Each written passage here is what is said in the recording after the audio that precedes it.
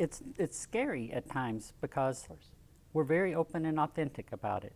I mean, I could care less who knows that I'm transgender. I'm assuming the same is for you at this point. It's kind of a given at this point. Right, and there are other times when I go out that I'm like, oh, the people around me aren't open and authentic, and that's not, they're authentic.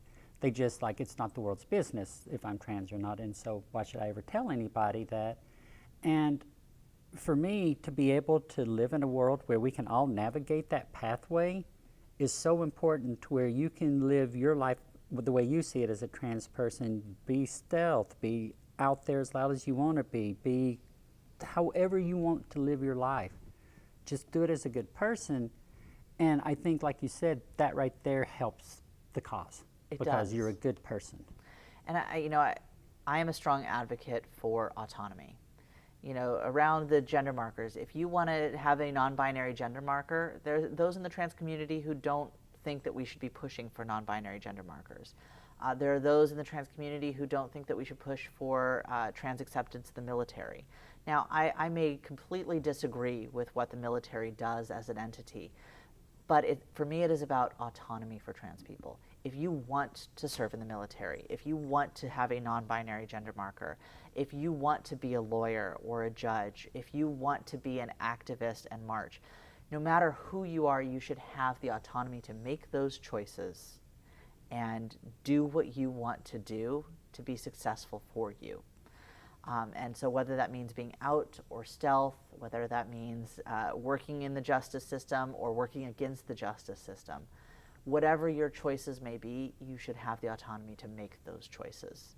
And unfortunately, because of discrimination at this point, we don't always have that choice. Mm-hmm. You know, if somebody is trans-identified and wants to serve in the military, they're going to face unfortunate hurdles in doing that. And that is getting in the way of that autonomy. And that's what we work to address and combat. Yeah, I mean, I know that there's a big, what I'm seeing is I volunteer at a youth camp and I see the youth in my schools, and they're going to run us over with progressive ideas whether we stop them or not.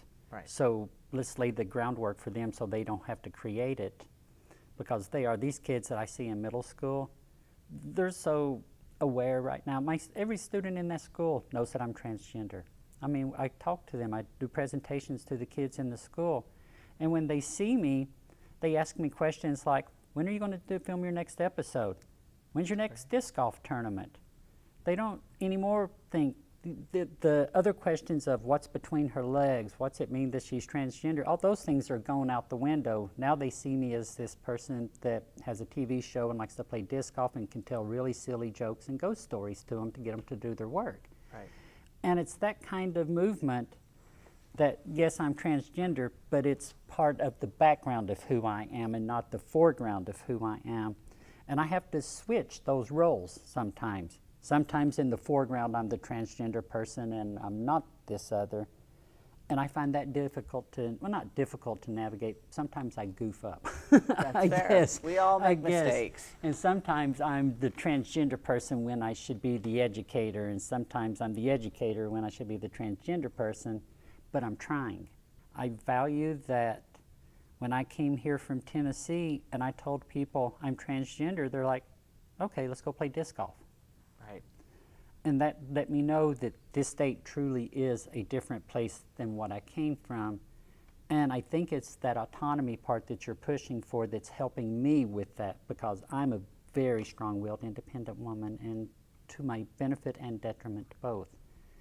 So that I agree 100% autonomy is so, so, so important. Even whether we agree or disagree with that decision, they should have that ability to make that decision. Exactly. And it not be removed from them. Exactly.